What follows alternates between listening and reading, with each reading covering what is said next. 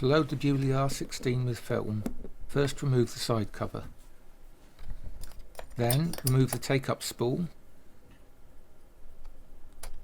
slacken the film guide and open the film gate.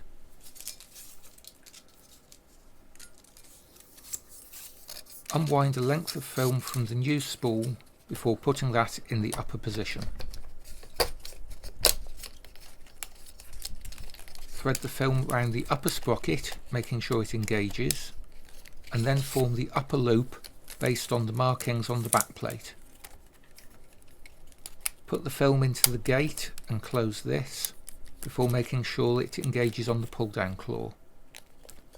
Thread around the lower sprocket, again making sure it engages, before pushing the film guide fully into position. Thread the take-up spool before replacing that in the lower position.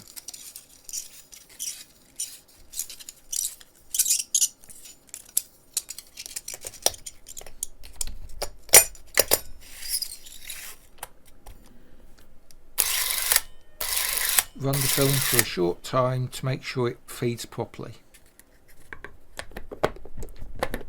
Replace the side cover, making sure it is locked properly.